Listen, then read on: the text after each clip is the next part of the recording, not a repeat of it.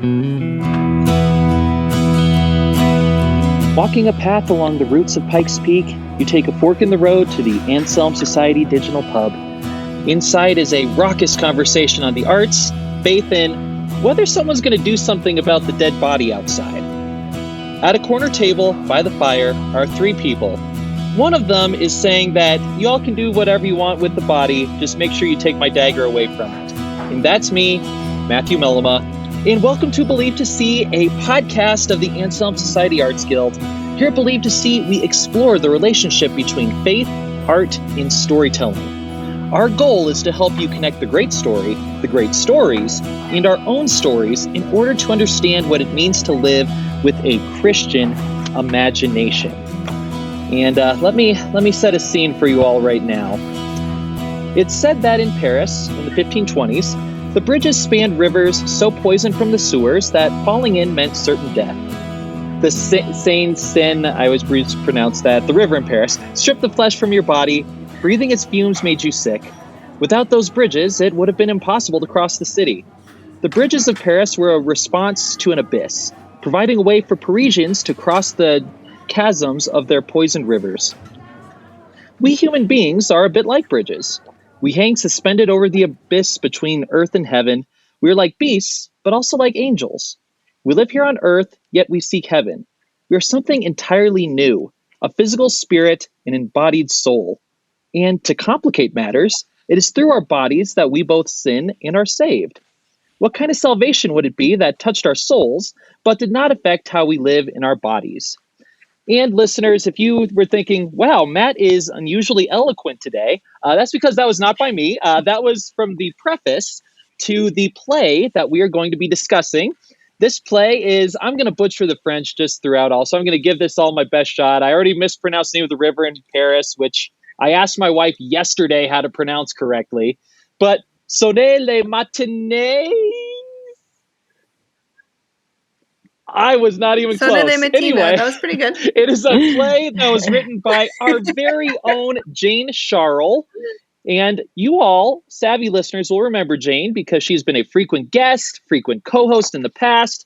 She has sadly departed for Michigan, and we miss her dearly, but she is still a valued member of the Anselm Arts Guild, and she has done something super cool. She has written this play, and she was discussing the playwriting process when she was here with the Arts Guild, and I can just say all of us member artists have just been extremely thrilled to see that it's been successful. It's being staged. It's performed places. The serious outlets are writing reviews about it. It's all wonderful. And we get the author herself to come here and talk with us about the play, which I cannot pronounce, but I'm holding the play in my hand. Mandy, you are here to talk about it with me. How are you doing? And can you pronounce the play correctly? And is it just me? I thought it was Sonnez les matines. So you were closer than me. I messed up the last word as well. I took French in high school, but I'm sure. See, that might be correct. I'm going off the pronunciation from the children's song because it's a line from a children's song. And they might add the at the end because there's the ES. So the E is the sound is probably much softer in speech. Okay. And I do think as the author, Jane, your pronunciation is the definitive one. So say it again, the name of your play. So I say Sonnez les matinées, the song, because it's from the song. But like I said, in the song they hit the really hard because it's part of the meter, and it might and in it means speech it might sound not be that specific noticeable. Kind of bell. It means sound the matins bells, and matins is one of the hours in the cycle of hours that the monks would pray in the Middle Ages. Right. So, and once again, I took Spanish in high school, not French, and that has left me woefully behind in so many ways. But Spanish is easy to pronounce, by the way. We don't have any of these fancy things. Well, that's because with Spanish, you say literally every syllable. Oh, good old Spanish. And then really French, my girls, whenever they ask me how to pronounce a French word, they're like, but there's so many letters. How can it only be one syllable or two syllables? So while we're on this, How do you pronounce the river going through Paris? The Seine? Okay. I always freeze. Okay. The Seine. All right, I'll get that next time, he tells himself, not really believing it. But okay, so let's get to the play because, again, Jane, listeners, if you have not heard Jane on the podcast before, go back and re-listen to them. They're all super interesting. We love it when she can join us. Jane is a poet. She's published in a lot of very top poetry journals, so Hudson Review, the New Ohio Review, the American Journal of Poetry. But this is a play that's written in verse. So I am super excited to talk about it. Yeah. So let's start off with your elevator pitch, Jane. So what's your play about? Okay, so it's a verse drama in which 3 historical figures have a fictional encounter where they sort of work out the philosophy and theology that comes to shape their later lives. So this is them before we meet them in history, before they're a big deal, and we get to see them sort of coming into being. And the 3 characters are St. Ignatius of Loyola, John Calvin, and François Rabelais. So most people have heard of those first 2. François Rabelais is a little bit less well known. So I usually describe him as a humanist, comic novelist, a Renaissance writer, and it's noteworthy that he's extremely dirty. His novels are very bawdy, and that becomes important for understanding not just his character in the play, but also sort of the whole reason for the play's existence is actually sort of that bawdiness. Awesome. So that is my elevator pitch there. They each speak in a different meter too, a different meter and a different form throughout, which really makes their voices fun to listen to, I think, because they all sound and believe me, we'll be getting to Rabelais and all of his very dirty works very quickly. but first, let's get a little bit of the background here. When did you first get this idea? How long have you been working on it? Yeah, so my husband and I went to Paris in 2017, and we were walking past Montparnasse Cemetery, and either we read it in a guidebook or something. Somehow we heard that St. Ignatius and John Calvin had both studied at the University of Paris at a particular college. They overlapped a little tiny bit.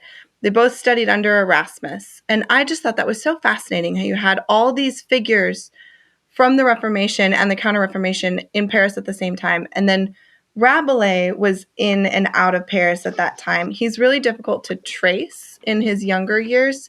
You can pretty much keep track of him because he's getting thrown out of cities. So it'll say, oh, and then Rabelais was not allowed to come back. So it's kind of interesting. He's just a funny guy. And so Rabelais, he started out studying, he went through multiple religious orders. He's just an absolute hoot. So he sort of wandered into the play pretty quickly in the framing process. And I wanted to just capture those men sort of before we knew them, before they entered the world stage. I didn't know if it was going to be a novel or a series of dramatic monologues in poems together. But then as soon as I started writing it in 2021, it really quickly became clear that it was a play. So it just sort of went from there. It took me about a year to actually get it, once I started writing it, to get it worked out. And we did a dramatic reading over Zoom with some friends in 2022. I'm losing track of time. Yeah, 2022. Then it opened in New York almost exactly a year after that dramatic reading. So that was really fun just to sort of see it was a year of writing and then a year of editing, polishing, publishing, producing, and then it was staged. That is so cool. Like I will admit you were talking about this project during like guild meetings. I think that is such a cool idea, but it's like what's going to happen with that, stage a play? What? So how did you go about getting people to put on the play? I wouldn't even know what to do. Yeah, I didn't really either. Actually, Brian Brown connected me with a friend of his who was really, really helpful, just helping me think through what are the pieces involved in getting a play staged. And that helped me think about what to do next. And then I just started sending the script to people. This was before I even knew it would be published as a book. I just started sharing the script out with people, and somebody somebody actually at my alma mater, the King's College in New York, passed it on to the theater group. And then there was a young man named Connor Kopko who he graduated last May. He got a copy of the script and he just absolutely fell in love with it. So he contacted me and asked if I would be open to doing a staged reading in New York. So yes, and I said, "Oh, yes, I would." So just the 3 actors reading. We didn't have any money. We couldn't do a full production or anything. Then, so we had that all ready to go. We'd done our auditions, everything. Everyone was cast. We were ready to start rehearsals. Then I don't even remember why. I just randomly submitted it to Joshua Wren over at Wiseblood. It was kind of a whim, and I think it was like 16 hours later, they emailed me and they said, "Oh, wow, yes, we want to publish this." That was so funny. It was so funny. And I thought it was going to be this whole slog. I'd had it rejected at one place, but mostly for length because it's an odd length. And so I thought, okay, we'll try Wiseblood next. And then I had all these other places lined up, and they just loved it. So then once they published it, they were really generous and helped us with the initial funding to do a full production in New York. So then we were able to go from doing a stage reading. We did 3 full productions in a little black box theater with sets and script. The script was memorized and everything, and it was awesome. All 3 of them were sold out, cool. And it was just such a treat to see that. And you were there. Were really you there for all 3? Or okay. No, I just went for opening night. I would have been just dizzy with disbelief. I was really anxious, and I as we were sitting there getting ready for it to start, I heard someone behind me say, "Oh, and that's the writer. Did you know?" But it was really fun, and the people who came were just lovely. I mean, they really got into it and had lots of great, because we did an author talk back at the end, and they had lots of great comments and questions, and it was delightful. And the actors were lovely. I was very, very happy with them. So all in all, it was great. That is amazing. That is amazing. And now let's talk about the play itself. So you gave sort of the high level stuff about getting the germ of the idea, but you also mentioned how each one of the characters has their own poetic form. So why don't you walk us through each of the characters, what their form was, and why you decided to choose that for that particular character? Sure. So, okay, well, John Calvin speaks in blank verse, which is it's known as the heroic line. And he's usually iambic pentameter, so he's metered throughout with the 5 feet per line. Every once in a while, though, he ends up just descending into metered prose, and there's no lineation. When he gets really, really worked up, he goes to metered prose. He does not work. He doesn't use rhymes. He tries to rhyme a couple of times, and it's always really awkward. Oh, that is it's just so not really his thing. For John Calvin. Yeah, he's got. I remember some really funny little moments where he tries to rhyme with you. Yeah, but anyway, continue. Oh yeah, you did. Yep. Yeah, and Rabelais calls him out and says, "No, you can't. You're not doing it right." So then, and it's interesting with that. I wanted to give Calvin the really classic heroic line because it's a really generous form, and it's a big form. It lets you do a lot with it, but it really is tied into a tradition without being super super structured in that way. Where somebody made a good observation where they said that Calvin felt the least playful in his form. So he's really meticulous about the meter, but he's not really doing anything that's buoyant or even super expressive. So it's interesting. I was worried with the staging. He was the character I was most worried about, that he would be played either flat or as a straight up villain. And the actor who played him, he made me cry at the end, just with how much humanity he brought to John Calvin. I was really impressed. So that was fun to see. Then Ignatius speaks. He uses 2 different forms, kind of layered on top of each other. He speaks in iambic tetrameter, and it's alliterative. So he uses the tetrameter because it's a traditionally martial form. So it's very warlike. It's good for marching. A lot of like marching songs are written in tetrameter with the 4 feet per line. And then he also alliterates it sort of in a classic Anglo-Saxon alliterative form, which is obviously not accurate for his character because he's not Anglo-Saxon, but it gives that kind of that heftiness to the lines when you have that alliteration. It feels like each line, the weight is very clear. You know, you can feel the line. It feels balanced and sort of meticulous in that way. So that's what he did. And as a quick note, they don't speak in these forms all the time. Every once in a while, they pop out and they speak in different forms, or their forms blend together when they have really quick rat-tat-tat dialogue. But when they really get moving, they each speak in their distinctive form. So then Rabelais speaks, he's iambic pentameter again, but he's always in rhymed couplets, which is sort of it's a more traditionally comic form to have the rhymed couplets. And it's also traditional it's traditional for like either sex or romance poetry, because there's something about that rhymed couplet of having the two things that are rhymed going together that just makes people's brains go a certain direction. Absolutely would have made Rabelais' brain go that direction. More than anything in the world. Or his brain just was there to begin with. So there you go. Yes. His brain just lives there. So that's his form, and it was just so fun. He actually has kind of ruined me. I haven't been able to write much since I finished this, much verse, because if I write anything particularly lengthy, it just turns into Rabelais. Now, how long did it take you to decide what each of their meters would be, or was it sort of a obvious thing? I didn't decide. Well, there you go. They just picked them. They just talked.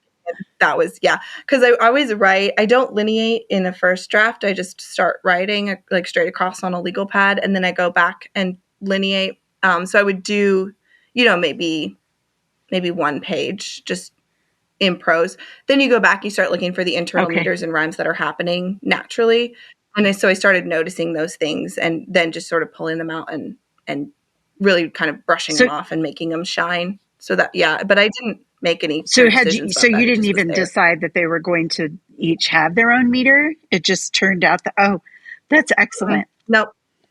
Originally it was a lot more, it was going to be a lot more like a regular Shakespeare play where it would be all the heroic line just straight through. And then they just Rabelais just going on with his couplets and, Oh my gosh. So let's talk about the characterization for each of these figures. So like you said, most folks have at least some familiarity with Calvin and Ignatius. I'm guessing folks in the Protestant world are very familiar with Calvin, maybe have some familiarity with Ignatius of Loyola. Maybe it's flipped for a lot of Catholic readers. Yeah. So starting with them, because they mean a whole heck of a lot to a lot of different people, and their views are quite different from each other. Yeah. How did you decide that? Like, how did you decide that Calvin was going to be the character he was? Did you base it on his works? Did you read some biographies? You're like, this just works thematically. What was your approach for that? That's a good question. Well, I did actually so I always want to be clear. This is a work of fiction. So these characters they are not supposed to necessarily be their historical selves.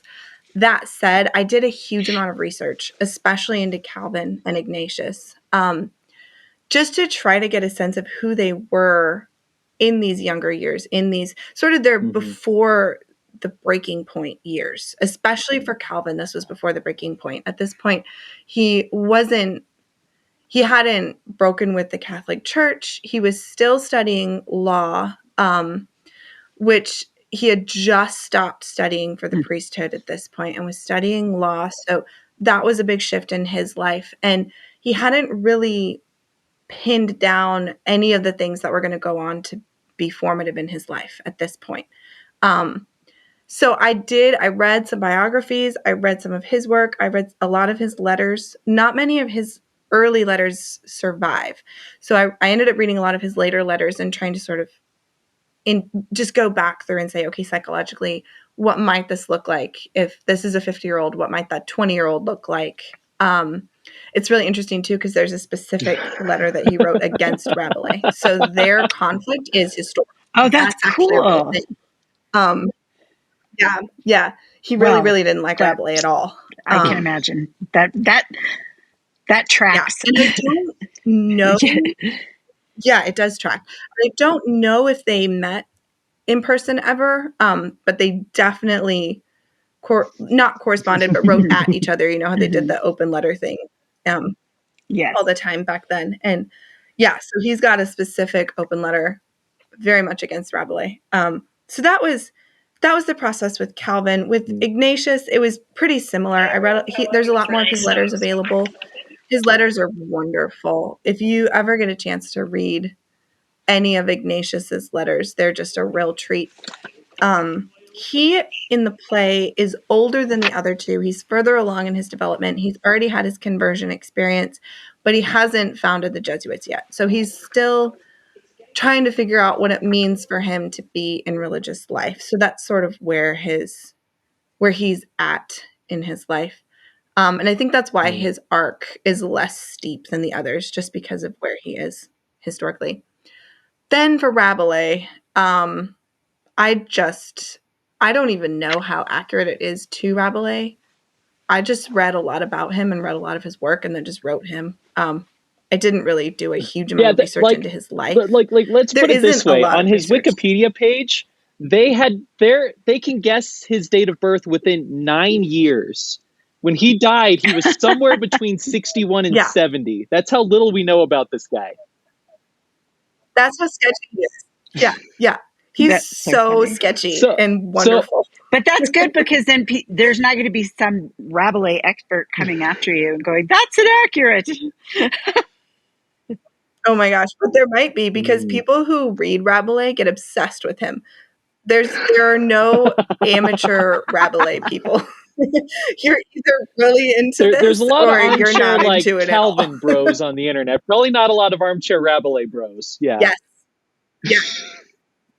Haven't found that corner of Twitter yet. It might exist. I haven't found corner. it. So I want to get back to Rabelais, but first, just a point I really appreciate about Calvin, because, growing up in the Protestant world, Calvin was looming pretty large. So when a lot of us think of Calvin, we think of someone who, whether you agree or disagree, he's very sure of himself, right? He writes the Institutes of the Christian Religion when he's 26. Yeah. He never really dramatically alters his work after that. Yep. He becomes basically an autocrat of a whole city.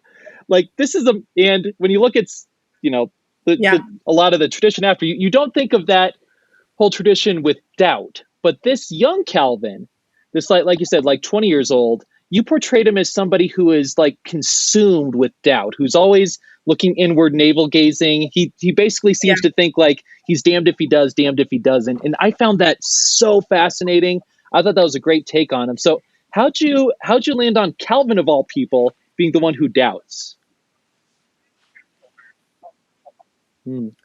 It's in his biography.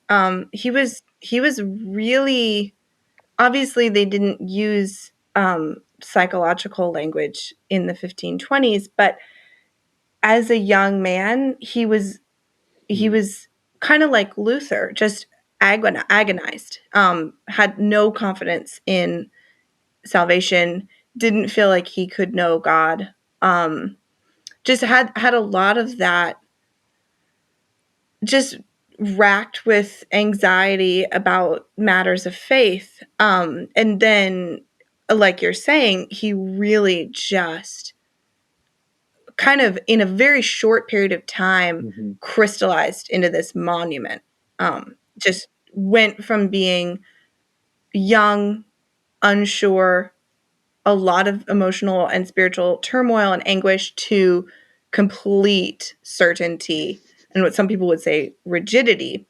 So I wanted to kind of catch him in that moment of what might push someone to that, to get to that point, or what might be something that could trigger that process. Because he's a really interesting man. And I think that I've gotten the most not pushback, but the most responses from people who think that I either didn't treat him fairly or that I oversimplified him in some of my descriptions, like in the dramatis personae section. Some people have said, well, he wasn't really like an autocrat of Geneva, those kinds of things. So I think that the people who know Calvin are very particular about how he's depicted, which is really I was going to say that. I mean, that's sort of a disciple of Calvin is going to have that same certainty and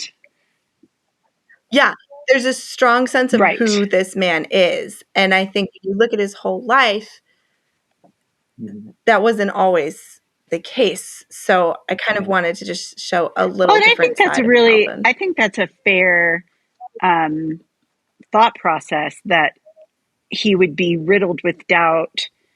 Someone who's riddled with doubt, that would be an agonizing way to live. And therefore, that would almost, you could see how that person would then become so certain, because it's exhausting to be riddled with doubt all the time. And so then therefore, one way that they could rid themselves of that discomfort is to really make up their mind and then hold it. So I think that's fair. But I'm not a Calvinist, so. I've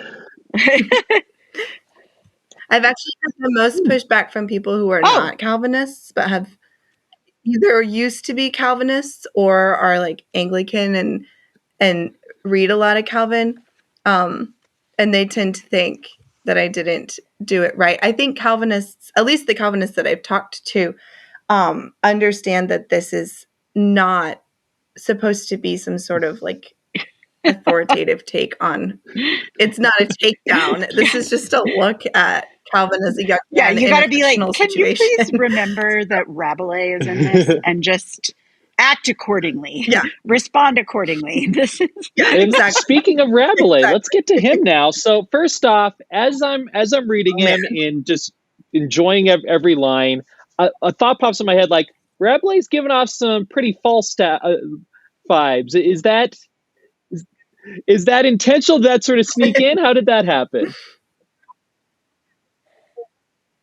I think it probably snuck in. I mean, I've studied those plays a lot, so it probably just kind of snuck in. I also have that tendency in everything longer that I've written. There's been this sort of jester, joker character who creeps in and dances around and makes trouble. And I don't know. It's just something about me and the way that, I don't know. It's just something about the way that I see these sorts of situations. So yeah, I'm not sure why, but there it is. But yes, Falstaff saying that he has that is a very is about the strongest compliment I can give you. So, absolutely. Yes, thank you. I appreciate that. But you nailed that. Absolutely, yeah, definite Falstaff vibes. And awesome. Let the reader understand, or the listener, I guess, that Rabelais' writing is absolutely bonkers. Like his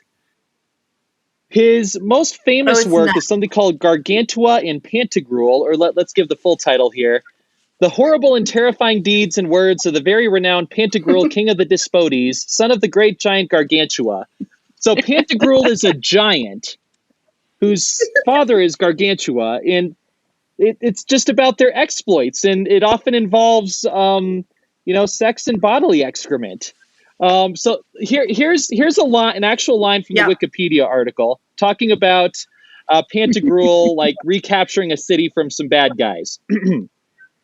Through subterfuge, might, and urine, the besieged city is relieved and the residents invited to invade.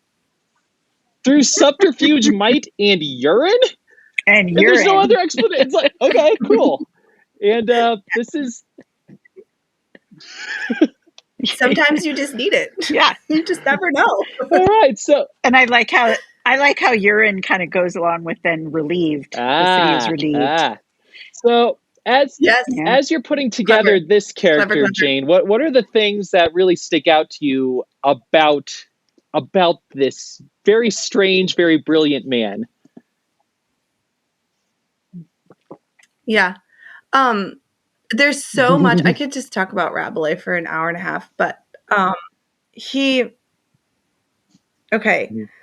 Well, he's a doctor, first of all, which puts him in a really interesting position at this time in history because physicians' roles are changing a lot in the Renaissance.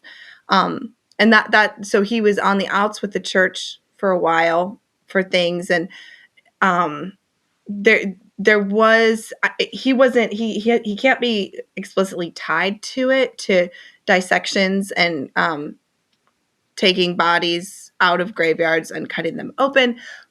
He can't be tied to that, but that was going on. And so there some people have tried to tie him to it, and I don't think there's really a lot to it. But the fact that you can even be in that vicinity is trouble. It's troubling for the church. So he was always on the outs with the church. Also, his books, always on the outs with the church for his books. Hugely on the outs with Protestants. They couldn't stand him because of his sense of humor, and sorry, also because he never left. But that's perfect. No, that's just not to say that Protestants don't have a sense of humor, but most of them don't have this sense of humor. But let's be fair. As a Protestant, I can say really, yes. There's accuracy there. The thing about Rabelais is that he's a little piece of the Middle Ages, of the lowest of the Middle Ages, brought into the Renaissance and made high. So it's this weird thing. It's like if someone came along and took South Park and did it so well that suddenly it became this transcendent, like legitimately transcendent and significant piece of art. And in 500 years, people were still studying it. Not because South Park mattered, but because this interpretation of South Park got to like some deep truth about human nature. Like that's what Rabelais is. So there's this whole tradition in the Middle Ages of this disruptive, we would call it transgressive nowadays, literature. And it's folk literature, and it's coming from folk tradition, but the church doesn't censor it. So it's existing side by side with church literature. And when you know what some of this literature is, it's shocking that it was permitted. Some of it is like just absolute takedowns of monastic life. Just like the most comic, grotesque, ridiculous poems about like monks doing everything monks aren't supposed to do. Or there's one example, and I don't remember what it's called, but somebody wrote a poem in the Middle Ages where it's just all the references in the Bible to either copulation or bodily fluids, just mashed all those references together and would just read them. This was and this was permitted. Like nobody was running around trying to ban this stuff. So there's this thread of, in the Middle Ages, when we think of it, I don't think the Middle Ages was repressive and all of that, but many people conceive of the Middle Ages as this repressive period. But then when you look at the literature, it was much more liberated, especially in its humor, than even we are today. Things were permitted that today people would say, excuse me? So Rabelais is this little piece of that.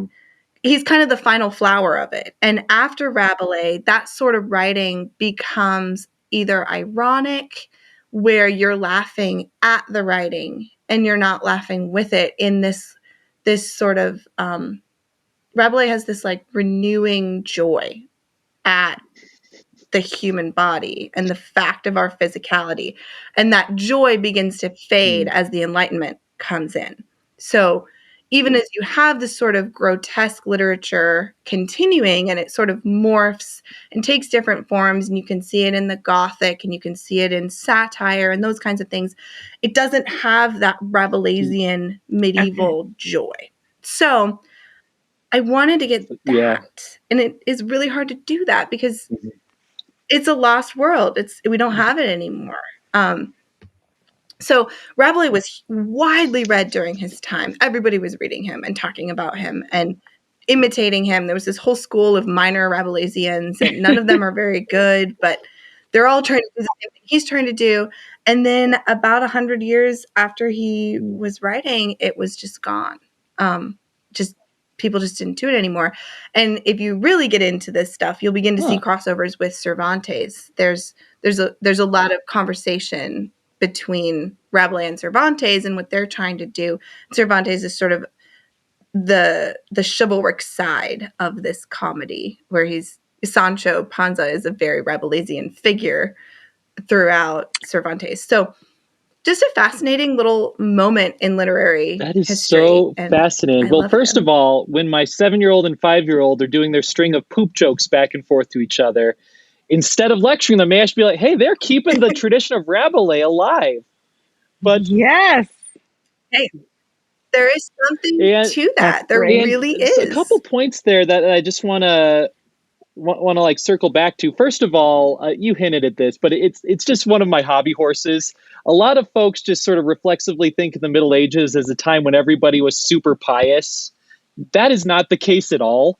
If you look at the court records, bishops would complain like, nobody's in church. What's going on? And then you look at the peasants, they're running around doing all sorts of, every sin you can imagine. It was not a particularly pious time, even though the higher levels were officially Christian in a lot of ways. And also, exactly. Just look at to this. And folks, I'm sorry if you guys will find this gross or whatever, but I'm literally describing one of Chaucer's Canterbury Tales. One of his tales turns on a pun between a farthing, which is a little coin, and farting. This is Chaucer. This is just in the air. But it's Chaucer. Yeah. My favorite one of the tales that's like that, the whole thing hinges around someone's butt hanging out of a window and people kissing it, thinking it's a woman's face. Awesome.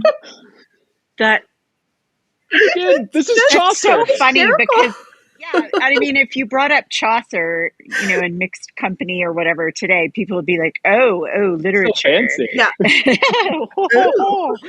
That's so awesome. I mean, that's the sort of thing that would make my 7 and 5-year-old just bust out laughing. That to them, that's the height of comedy.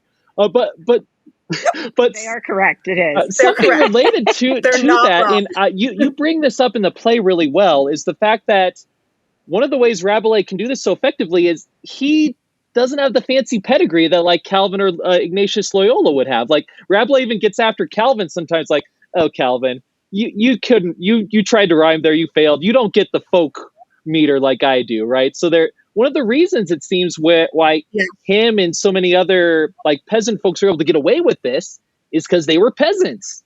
They weren't fancy. They weren't in universities. They weren't clergy. They were just peasants. So they can get away with all this stuff that never would have flown otherwise. Right, because right. Yeah. I was going to say because doctors were not the height of society then. Yeah, but go ahead. Yeah. They're right next to the soil, the earth. They understand that poop becomes soil, which becomes food. They understand that everything within nature ultimately is regenerative. And that's a joyful fact. We don't see that anymore because we're not part of those cycles as closely. So there's a recurring theme in this kind of grotesque medieval literature of death and birth at the same time. So you have very old women giving birth or copulating, which is just very weird. But what they're trying to show, at least as far as we can tell, is that there's these two ends of life that loop around and become each other. So death and birth are much more closely related than they are to that middle of life. And then there's this thing where in the Renaissance, the interest sort of shifts to the middle of life, where we're not in Renaissance paintings, you aren't generally seeing decrepit old people or mewling babies. You're seeing idealized young people at the height of their physical prowess. And that's a big shift because you're beginning to distance the human experience from that cycle thing. And you're looking at it as one point that is achieved and then not seeing the downward slide. So I think that's part of it, is that the soil the birth and life cycle, those things were so immediate in the Middle Ages, and they're just not for us anymore. Yeah, in another thing that would have just been a part of everyday life in the Middle Ages, but that is not something we're familiar with, is the concept of carnival. So very significantly, you set your play on sort of the last night of Carnival bleeding into the first night of Lent. And that plays a very major dramatic and thematic role in the play. Describe the significance of Carnival and how it helps your play. Well, okay, so Carnival it's a season. Right now, we really only have one Carnival season, and it's not in the church calendar, but so if you look at a church calendar, it's not going to say Carnival, but it's a piece of the church calendar. It's the period between Epiphany and Lent. So Epiphany is January 6th. January 7th is the first day of Carnival, and it runs all the way to whenever Mardi Gras is. That's a season where so traditionally it would be for eating all of the meat and the dairy-based products that would spoil after a point. So they'd say, okay, eat it all now before it goes bad, so that you've got that calorie load to help carry you that through. That sounds like my perfect part liturgical season. It's so like, Matt, just sit here and eat all this meat and eat all this cheese. That's just perfect for me. Yeah. In the Orthodox tradition, actually, they have it broken up into weeks where it's like amazing. meat week, butter week, cheese week, and you just like clean out your pantry. And then when Ash Wednesday hits, it's like, well, now you have lentils. That is what you get. It's rough. So that's one function that Carnival played in society. It was a practical function, like get the calories in your body and don't let them spoil because you're gonna need them. But there was also this sort of it was kind of a weird, let's all be very human before we focus on our spiritual health in Lent. And it's tricky because Carnival often was very ugly with a lot of sin. But it was countenanced by the church, permitted. It was never banned in any of these medieval Catholic countries. It was something that we need it. We need this period of time that is focused on our physicality, where it's saying, yeah, you are a soul. It's really important, but you're also a body. That's just something you are. You're not ever going to not be a body. Even when we die and we're awaiting the resurrection, we're waiting. We're in pieces. And then the resurrection is when we're whole again. And Carnival was a huge deal. There was a period of several centuries where in Vienna, oh my gosh, 3 months of the year were Carnival. Just throughout the year, you had these Carnival seasons. And Vienna was pretty representative of other major European capitals. So you had massive amounts of the year dedicated to these Carnival times. And you'd have Carnival plays and readings and songs and parades and festivities and all this stuff going on. Like a quarter of the time, there was something ridiculous happening in your village or your city. And that's just really wonderful to me. So I didn't know the play was set on Mardi Gras. I was just writing along. And then one of them said, oh, we just came from Shrove Day Mass. I was like, oh, I guess it's Mardi Gras. Good to know. But then, yeah, it does become very significant at the end of the play when the bells of Lent call Ignatius specifically to his task, and the other two have to figure out what to do. But that is a key thing on Mardi Gras. It's Shrove Day because you need to go to confession. You got to get shriven because Lent is coming. So whatever you've done during Carnival, you go and you confess it. Get rid of it. The line would be out the door. So it's an interesting cathedral.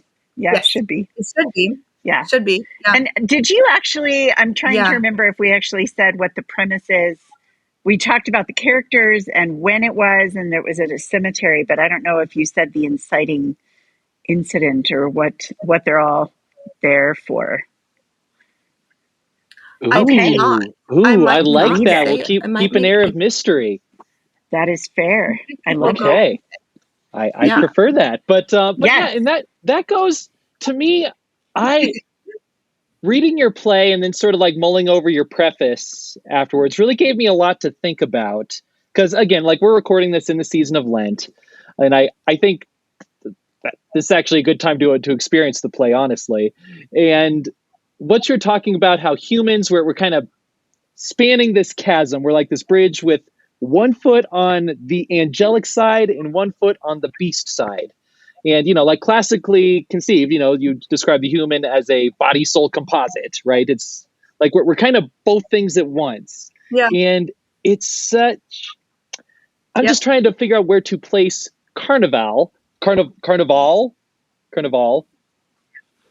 because on the one hand, like you Carnival. said, Yeah. like Yeah. you could see how people use it as an excuse to indulge in very unhealthy and harmful ways. But there's also this other side where it's like, well, yeah, but also you're not just a soul floating in some flesh. That like your body is just as much an intertwined part of you. So you need to recognize that too. And I was just Yeah. doing a lot of mulling. Picture me staring out the window deep into the night, looking up at the moon.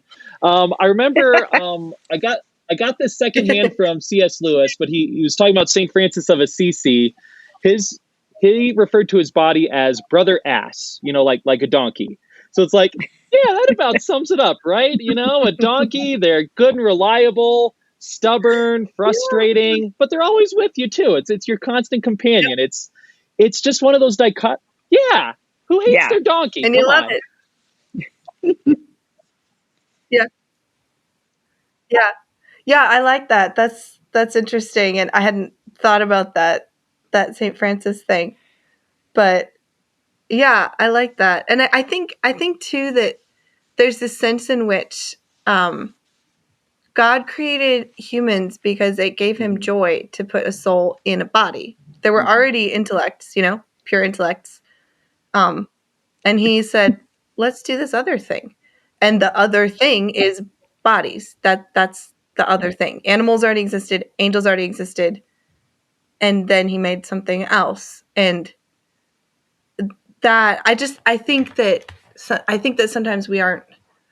I think that sometimes we're reluctant to take joy in the fact of our being physical. Yeah, and I think a lot of times yeah. it's very easy to I fall don't into know. this trap of viewing our physicality in an unhealthy way. Like you can look, like there's value in this too, but you look like a lot of classical antiquity. It was showing, the gods would have these perfect human forms, and like they're these young men and women in the peak of their perfection. Like, ooh, this Yeah. is like divine. But uh, also I think it's also important to note bodies are gross and kind of silly, and they have fat and they have weird Yeah. hair, and they look weird naked and just all this stuff. Like bodies are silly. I mean, poop Yep. comes out of bodies. Poop. Yeah. They're silly. And I think They're our bodies are silly. typically our source of shame. Hmm. I mean, we can have shameful thoughts and things, but we can keep those to ourselves. So typically, what we really kind of dwell on if we're feeling ashamed is probably something that happened physically or that we did physically, outwardly with our bodies, with our goofy, awkward, gross, silly bodies. Yeah, that's a Yep, good you point. you can Yeah. picture somebody when they're young and beautiful, using having their body as a source of just unbelievable pride, which you see a certain subset of people who absolutely feel that way, and a lot of other people viewing it as with shame. Yeah, but really, bodies are silly, all of them. Even hot people poop. There's It's just a Yeah. fact. And I don't know why I wanted to write a play about that, I but I think it's did. fantastic. I think this is actually, I always joke about being old, and underneath that, there is sort of the, sadness about aging. But I really, I'm in a season where I'm trying to Yeah. make peace with all the changes. And I mean, I always liked that my hair was turning gray, but I'm not a fan of what gravity's doing to my face and things like that. And someone said something really mean to me on Twitter a couple weeks ago, directed on, maybe I think it's time you started using filler or something. It was a troll guy, whatever. But and then his account disappeared before I could report him. One of those people. But the stupid thing is that it actually wounded me. And so I've really been trying to think about what kind of importance I place on the external and what's happening with my body as I age and things like that. So this has actually, in a roundabout way, been helpful to think about Rabelais' joy, as you put it, with the physicality of the world and how it's all one, like you said, the birth and death being closer to one another than the middle. So I don't know. It's hard to articulate really what I'm feeling, but thank you for planting this seed. This is helpful in my brain. So we are almost out of time, but I'm wondering, before we give the final pitches, I wanted to make sure all the listeners know where to find your play, where they can find you. Before we do that, if somebody's listening that's like, I want to learn more about this Rabelais weirdo, what would be a good starter source for them?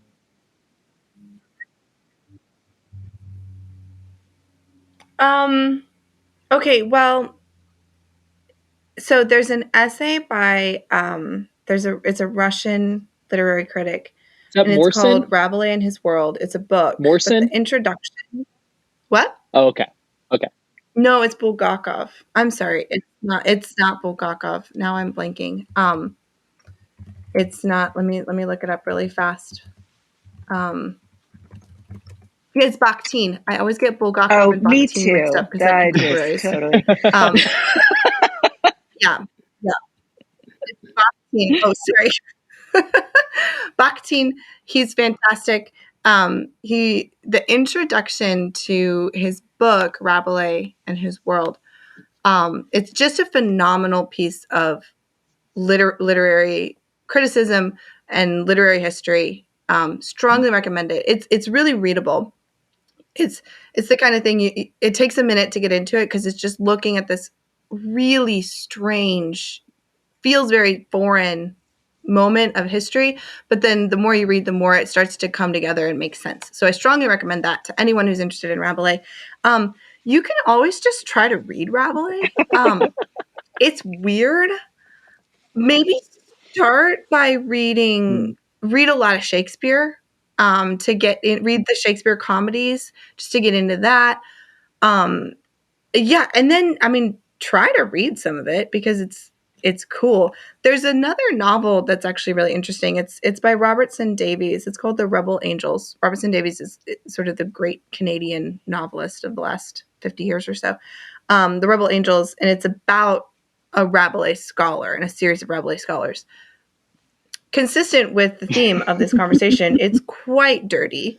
So definitely, if your children are around, put it on the top shelf. But it's a great introduction in a roundabout way, sort of to Rabelais' weird world. Those are some things that you could do. He's just kind of a weirdo. You can always start reading him, and it's the kind of thing, if you're reading along and you're totally confused, just skip a couple pages until you figure out what's going on and then start reading again. That kind of thing. It's like you're in a foreign country, you don't understand the language, so you just listen until you get a word, and then you're like, oh, okay, and you tune in, Don't bog down and try to decode the whole thing. Perfect. So now let's talk about you and your play has been printed by Wise Blood Books. You can find it wherever fine books are sold. I want you to do the pronunciation so I don't butcher it. Okay, it's Sonne le Mattina, and it's spelled SONNEZLESMATINES. And it's from the song Frere Jacques. Oh, now I'm hearing it. Oh, okay, yeah. Okay, there we go. Yep. Which that's yeah. And that song was Cool. written in 1580 or so, people think, and it seems to be a Counter-Reformation song where it's a children's song, but they're saying, "Come on, monks, come on, priests, are you sleeping? Do you see The what's Calvinists happening? are all over the place. Ring Do the something. bells. Get up." Yeah. That is awesome. So Yeah, once exactly. again, listeners, I cannot recommend this highly enough. Me and Mandy were in the green room before we started recording. We were hatching different schemes to make sure all of our friends buy this book and review it. We are so thrilled with it. We are so happy for you. And once again, Jane, thank you so much for joining us on the show. Great to see you. Oh, it was so great to see you guys. Thank you so much. Listeners, as you can tell, things are winding down at the Anselm Society Digital Pub. The fire is down to embers, the customers are trundling home, and you've polished off your final glass. Once again, Believe to See is a podcast of the Anselm Society Arts Guild. If you have an extra, 15 to 20 seconds to spare, why not rate and review the show on iTunes, Spotify, and wherever you get your podcasts.